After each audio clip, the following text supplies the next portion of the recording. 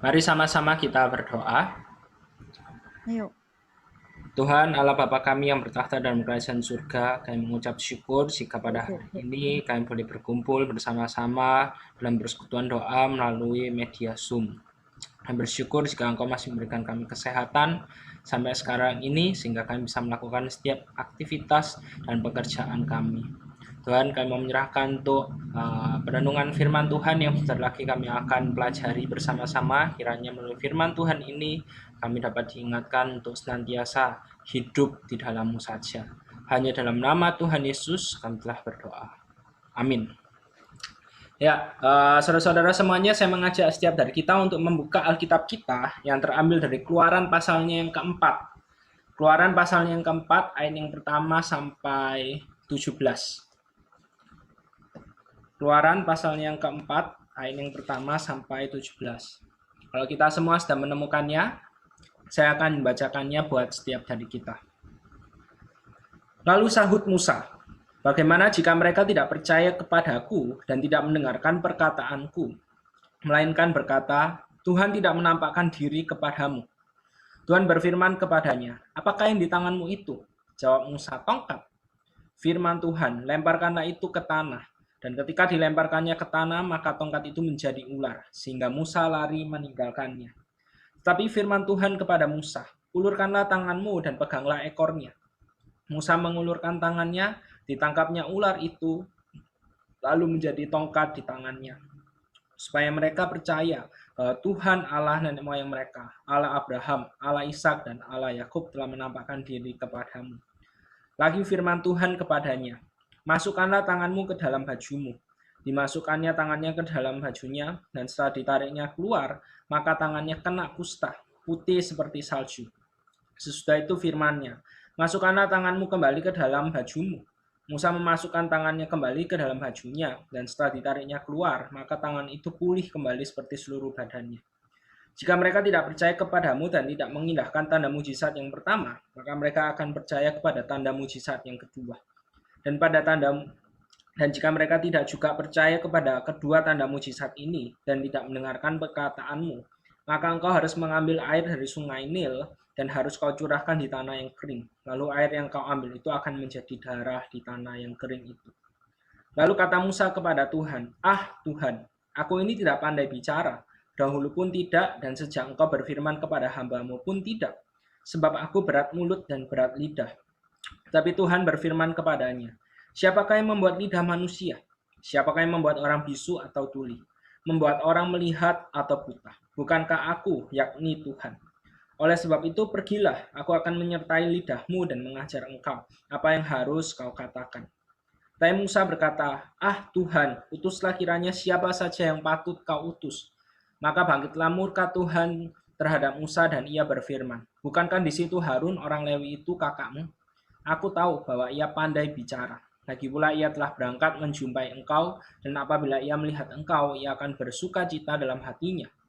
Maka engkau harus berbicara kepadanya dan menaruh perkataan itu ke dalam mulutnya. Aku akan menyertai lidahmu dan lidahnya, dan mengajarkan kepada kamu apa yang harus kamu lakukan. Ia harus berbicara bagimu kepada bangsa itu, dengan demikian ia akan menjadi penyambung lidahmu, dan engkau akan menjadi seperti Allah baginya. Dan bawalah tongkat ini di tanganmu yang harus kau pakai untuk membuat tanda-tanda mujizat. Saudara-saudara, saya yakin dan percaya setiap dari kita pasti pernah mendengarkan ungkapan ini. Hidup ini tuh ibarat roda yang terus berputar. Kadang di atas, kadang di bawah. Ungkapan ini menyatakan suatu kebenaran dalam hidup manusia, yaitu hidup manusia ini tuh terus berubah. Tidak ada yang stagnan, tidak ada yang stagnan, tidak ada yang semuanya itu sama. Setiap hari itu selalu ada perubahan. Orang yang dulunya mungkin baik dan ramah, bisa saja 10 tahun ke depan ia menjadi orang yang berbeda sama sekali, tidak seperti yang kita kenal sebelumnya. Begitu juga misalnya kita melihat ada orang yang mungkin penjahat, kemudian masuk ke dalam penjara. Tapi belum tentu selama-lamanya dia itu menjadi orang yang jahat. Bisa saja 10 tahun ke depan hidupnya itu berubah dan memberikan dampak yang baik bagi orang-orang yang ada di sekitarnya. Bahkan untuk melihat suatu perubahan, kita ini tidak perlu menunggu 10 tahun. Tiap detik saja itu selalu ada perubahan di dalam dunia ini. bumi yang terus berputar pada porosnya, mengelilingi matahari, tumbuh-tumbuhan yang mengalami pertumbuhan, dan berbagai macam perubahan-perubahan yang lainnya. Bahkan ada ungkapan yang berkata demikian, tidak ada yang pasti dalam hidup ini selain perubahan itu sendiri. Saudara-saudara, ketika kita melihat hal ini, bagaimana hidup kita ini itu terus berubah dan terus berubah. Pertanyaannya adalah apakah yang akan kita lakukan ketika Anda dan saya menghadapi suatu perubahan di dalam hidup ini?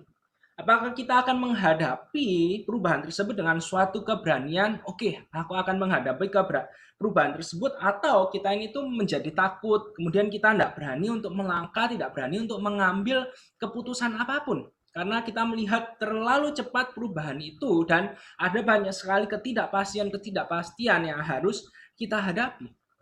Beberapa waktu ini saya ada ngobrol-ngobrol dengan seorang pemuda. Dia bercerita bagaimana dia sudah bekerja, tapi kok rasanya dia tidak cocok dengan pekerjaannya itu.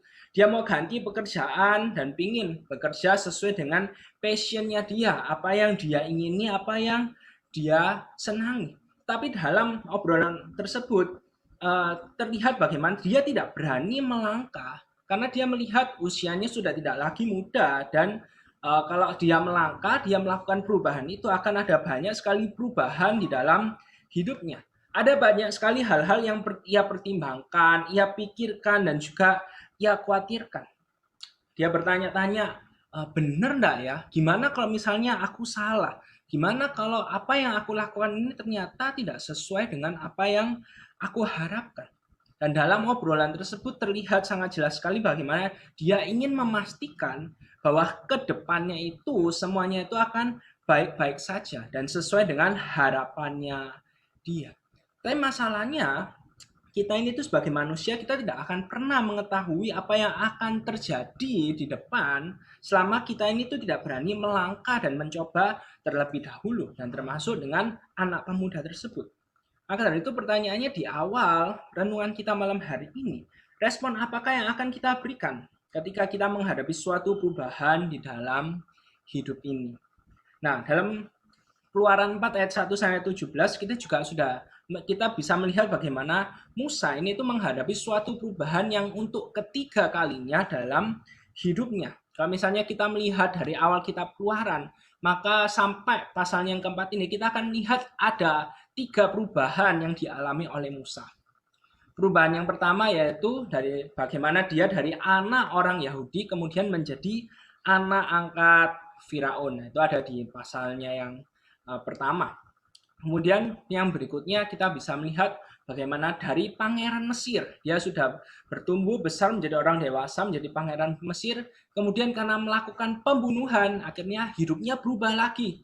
Yang hidup dalam segala kenyamanan di istana Firaun, dia harus menjadi seorang gembala.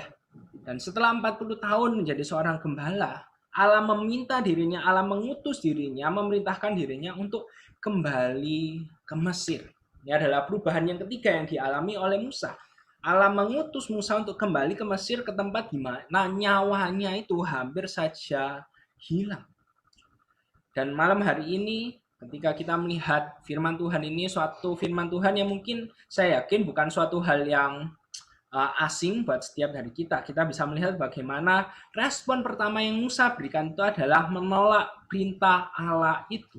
Ia enggan dan tidak mau kembali lagi ke Mesir. Meskipun kalau misalnya kita melihat konteks dari khususnya pasal 3 sampai pasal 4, kita melihat bagaimana Musa ini tuh juga memiliki kerinduan supaya bangsa Israel itu bisa terbebas dari perbudakan di tanah Mesir. Tapi kalau bisa bukan dirinya yang diutus oleh Allah. Nah, malam hari ini dari percakapan antara Allah dan Musa kita akan belajar 3 hal yang perlu untuk kita lakukan sebagai anak Tuhan ketika kita menghadapi suatu perubahan di dalam hidup setiap dari kita.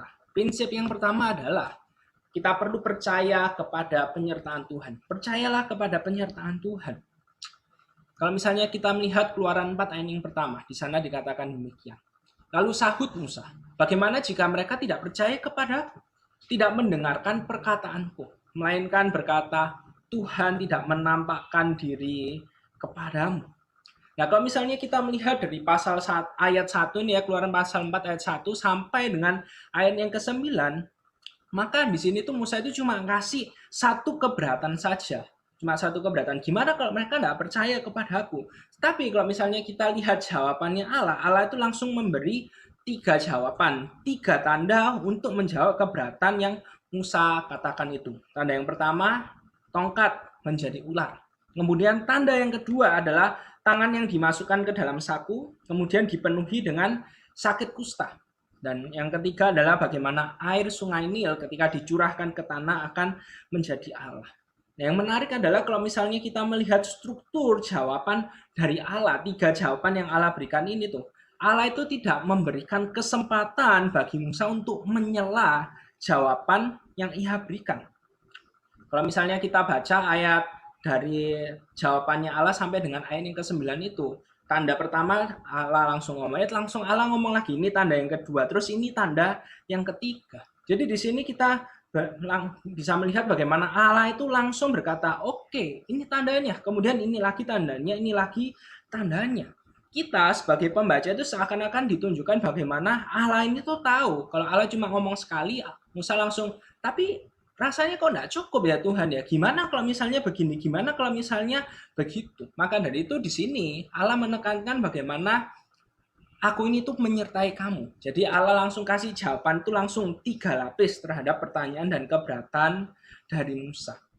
Nah, kalau misalnya kita mempelajari budaya orang Yahudi, maka angka 3 ini tuh merupakan angka yang menunjukkan kesempurnaan bagi orang Yahudi. Dan melalui hal ini, Allah ini tuh ingin menunjukkan suatu kepastian bahwa dirinya ini tuh pasti akan menyertai Musa dalam misi untuk membebaskan orang Israel dari tanah Mesir. Musa tidak yakin bahwa orang-orang Israel itu bisa langsung percaya bahwa Tuhan itu menampakkan diri kepadanya. Dan Allah menunjukkan, ini loh, wis, kamu kasih tunjuk ini tandanya, mereka pasti percaya bahwa aku telah menampakkan diri kepadamu, bahwa aku yang telah mengutus kamu untuk membebaskan orang Israel. Saudara-saudara semuanya, ketika saya baca renungan ini, baca firman Tuhan ini, kemudian mempersiapkan renungan malam hari ini, 3 tanda yang Allah berikan kepada Musa ini itu mengingatkan saya kepada ketika saya menggumulkan untuk masuk ke sekolah teologi. Jadi lulus dari SMA, saya memutuskan untuk langsung masuk ke sekolah teologi. Nah, dalam pergumulan tersebut, saya tahu ketika saya akan masuk dari SMA langsung masuk ke sekolah teologi, saya tahu bahwa papa pasti tidak setuju. Nah, itu papa pasti tidak setuju dan ya saya dibesarkan dengan bukan tipe anak yang menentang kata orang tua, ya kata orang tua apa ya nurut-nurut aja kayak gitu. Nah, tapi karena buat saya ini sangat krusial sekali, jadi akhirnya saya mencoba untuk bergaining sama Tuhan. Jadi saya sudah mencoba, oke lah coba nanti cari yang S1 umum, kemudian baru masuk ke sekolah teologi. Tapi kok waktu ketika saya lihat, kok enggak ada yang cocok ya, enggak ada yang sreg di hati gitu. Jadi akhirnya saya bergaining sama Tuhan, saya bilang gini, Tuhan, kalau memang Tuhan ini panggilannya Tuhan dan Tuhan mau dari SMA langsung masuk ke seminari, ke sekolah teologi, kasih saya 3 tanda. Saya bilang gitu sama Tuhan, kasih saya 3 tanda. Dan Tuhan kasih 3 tanda itu. Tanda yang pertama adalah peneguhan dari saat teduh. Ketika saya saat teduh, hari itu saya saat teduh dari Matius 6 ayat 25 sampai 33 tentang hal kekhawatiran. Saya baca ayat itu dan ya sudah seperti biasa aja. Tapi ketika saya merenungkan ayat itu tentang kekhawatiran itu, di satu titik Roh Kudus tuh bilang sama saya seperti ini. Ya sudah, sekarang kamu mau khawatir apa lagi sih? Apa yang kamu khawatirkan kalau kamu itu dari SMA langsung masuk ke sekolah teologi? Kamu khawatir nanti nggak ada uangnya sedikit ketika bekerja? Tenang aja, nggak usah khawatir. Aku ini tuh Allah yang beserta sama kamu. Apa yang mau kamu khawatirkan? Dan kamu khawatir apa itu? Kalau papa nggak setuju nanti gimana? Tenang aja, itu masalah gampang buat aku. Aku bisa menyelesaikan semuanya itu bagimu. Nah, dari saat teduh itu, oke, ini tanda yang pertama. Kemudian habis gitu, tanda yang kedua. Jadi waktu itu saya lagi bagalau, saya bingung, saya mau memutuskan yang mana ya ini, langsung atau harus ngambil kuliah S1 umum terlebih dahulu. Nah, suatu saat saya ngobrol-ngobrol sama mama. Ngobrol-ngobrol sama mama. Nah, di satu titik itu yaitu ya memang anak muda sering dengerin firman Tuhan tapi mungkin juga belum terlalu dapat kayak gitu. Jadi sering dengerin firman Tuhan, khotbah tentang kita ini tuh harus menghidupi panggilan Tuhan di dalam hidupnya kita kayak gitu. Jadi tahunya oke ya harus tahu menghidupi panggilan Tuhan gitu. Tapi apa panggilan Tuhan? Ya enggak bisa jawab juga kayak gitu. Nah, ketika ngobrol-ngobrol sama mama bilang gini. Jadi sebenarnya itu panggilan hidupmu itu apa?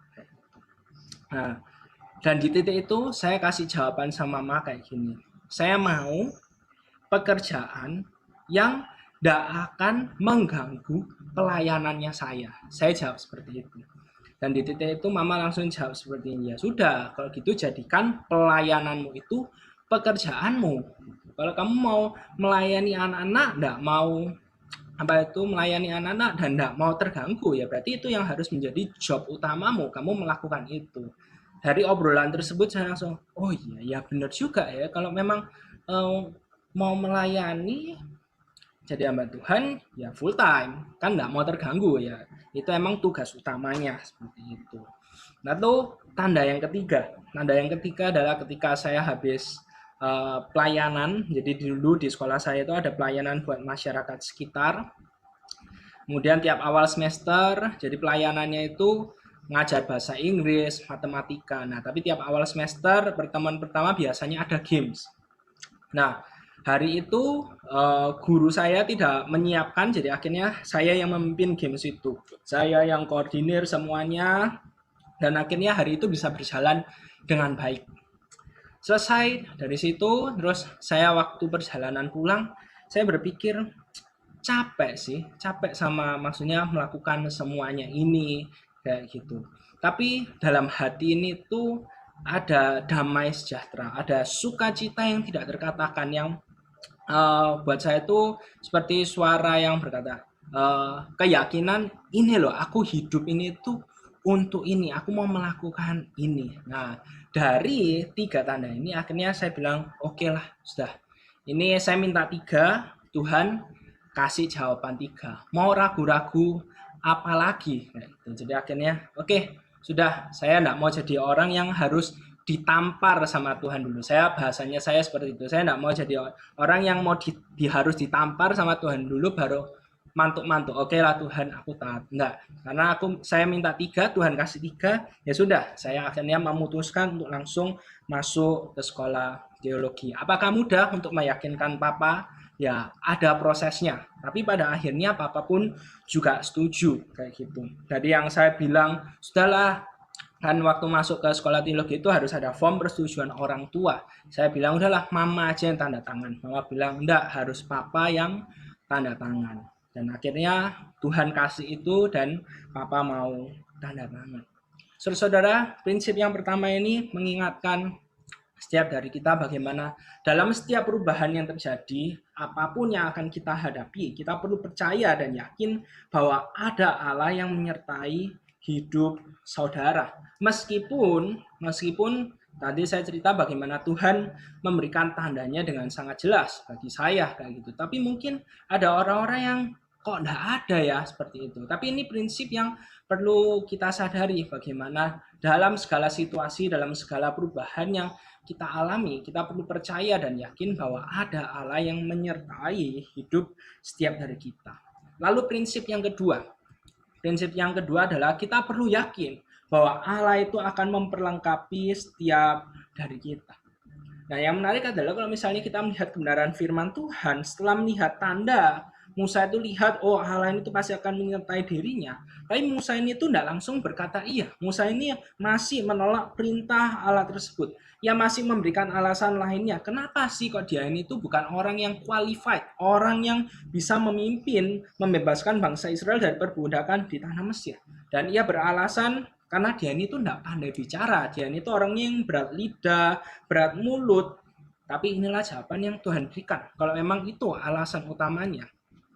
Allah berkata, oleh sebab itu pergilah, Aku akan menyertai lidahmu dan mengajar engkau apa yang harus kau katakan. Jadi dari jawaban Allah ini, seakan-akan Allah itu ingin berkata demikian.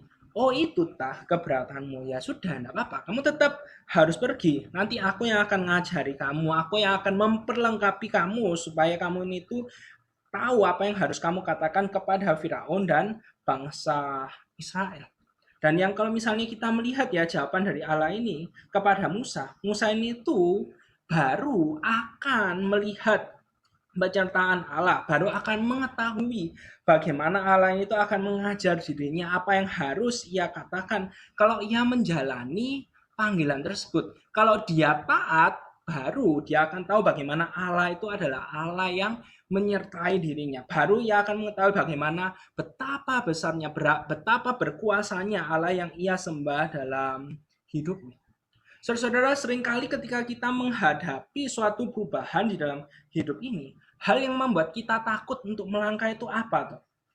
Hal yang membuat kita takut untuk melangkah itu adalah karena kita itu mau semuanya itu pasti-pasti aja ke depannya. Kita ingin mendapatkan kepastian terlebih dahulu bahwa apa yang kita putuskan, apa yang kita lakukan ini bukanlah suatu kesalahan yang nanti akan kita sesali. Kita ingin mengetahui dan yakin terlebih dahulu bahwa ke depannya semuanya itu baik-baik saja. Dan seringkali masalahnya seperti ini. Kekhawatiran-kekhawatiran, ketakutan-ketakutan yang kita pikirkan, yang kita rasakan itu lebih kepada hal-hal yang sebenarnya belum tentu terjadi. Tapi kita takutin gimana kalau gini, gimana kalau seperti itu. Dan akhirnya hal tersebut melumpuhkan setiap dari kita. Sehingga akhirnya kita tidak berani untuk melangkah. Nah, dalam dinamika membuat suatu keputusan, saya juga seringkali mengalami pemikiran-pemikiran, kekhawatiran-kekhawatiran. Saya pernah berpikir seperti ini. Kenapa ya kok seringkali ini tuh kita sebagai manusia ini tuh tidak berani untuk melangkah? Ketika ada hal-hal yang berubah dalam hidupnya, kita ini tuh tidak berani untuk melangkah mengambil suatu keputusan. Kita ini takut. Nanti kalau salah gimana? Nanti kalau misalnya tidak sesuai dengan harapan gimana? Jadi ada banyak sekali kekhawatiran sehingga kita tidak berani memutuskan apa-apa. Dan ketika saya merenungkan hal tersebut, oh ya manusia jadi khawatir itu pantas. Karena manusia ini tuh tidak maha tahu. Manusia ini tuh terbatas. Tapi pertanyaan saya selanjutnya adalah, tapi kenapa ya kok misalnya kok Allah itu tidak kasih aja? Ya udahlah, kasih aja lah. Salah satu atributnya Allah yaitu maha tahu. Jadi bisa mengetahui segala hal yang akan terjadi. Tapi ketika saya memikirkan hal tersebut, apakah memang itu adalah cara yang terbaik? Tapi yang hendak juga loh. Masalahnya adalah manusia maha tahu, tapi tidak maha kuasa. Jadi kalau misalnya tahu nanti akan terjadi kecelakaan, malah stres hidupnya. Jadi kalau kita ini tuh maha tahu, tapi kita tidak maha kuasa, kita stres, kita takut kemana-mana takut. Kalau lihat nanti, nanti ada yang akan mukuli aku, nanti ada kecelakaan di sini, atau nanti ada hal-hal lainnya yang nggak kita harapkan. Terus kita mau ngapain? Kalau kita cuma maha tahu, tapi kita nggak maha kuasa, kita tidak bisa menggagalkan hal tersebut. Jadi ketika saya pikir-pikir, ya sebenarnya ya memang inilah dosa. Manusia ingin berusaha untuk menjadi Allah yang mau yang mau menentukan arah hidup kita apa semuanya itu ya kita. Yang jadi Allahnya itu siapa itu kita. Semuanya harus sesuai dengan keinginan setiap dari kita. Tapi ketika kita mengharapkan hal seperti itu, jadi mungkin bisa dikatakan seperti ini. Ketika seseorang tidak berani untuk melangkah, terlalu banyak hal-hal yang dikhawatirkan kalau begini begitu, bagaimana? Itu dengan kata lain itu adalah versi halusnya dari sebenarnya aku ini tuh mau jadi Allah, aku ini tuh mau menentukan segala sesuatunya baik-baik saja, tapi aku tidak bisa. Aku tidak akan pernah bisa seperti itu. Maka dari itu dia ketakutan, dia kekhawatiran terlalu berlebihan. Saudara-saudara semuanya, hanya ketika kita ini tuh sadar jati diri kita ini tuh adalah manusia yang terbatas dan kita memiliki Allah yang tidak terbatas, barulah kita bisa menjalani hidup ini tuh sebagaimana mestinya. Dan prinsip yang kedua ini tuh mengingatkan setiap dari kita seperti ini. Hanya ketika Anda melangkah dan menghadapi perubahan tersebut, perubahan yang kita alami dalam hidup kita, barulah Anda akan melihat bagaimana Allah itu memperlengkapi Anda dalam menghadapi setiap tantangan dan perubahan yang terjadi. Jadi kalau misalnya kita mau untuk melihat penyertaan Tuhan lebih nyata dalam hidup setiap dari kita, melangkah. Satu-satunya cara melangkah taat kepada Tuhan. Dan ini yang akan membawa setiap dari kita pada prinsip yang ketiga. Ketika kita menghadapi perubahan, baik yang kita inginkan atau tidak kita inginkan, maka langkah ketiga adalah melangkahlah dengan iman.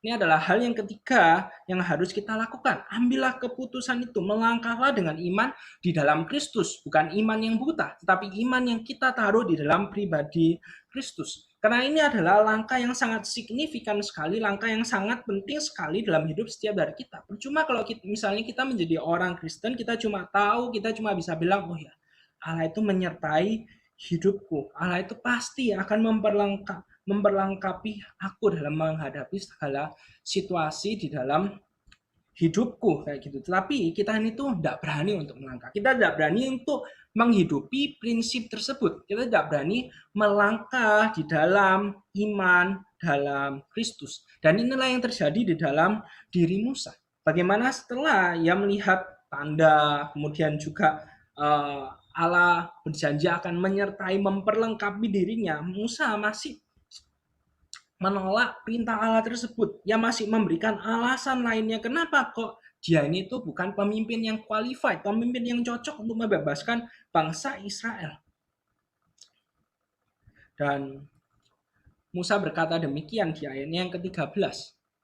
Lalu Musa berkata, Tuhan, utuslah kiranya siapa saja yang patut kau utus. Di sini sekali lagi kita melihat bagaimana Musa itu tak menolak panggilan Tuhan. Tapi kali ini dia sudah tidak punya alasan sama sekali. Dan di sini kita bisa melihat sebenarnya apa alasan utama Musa.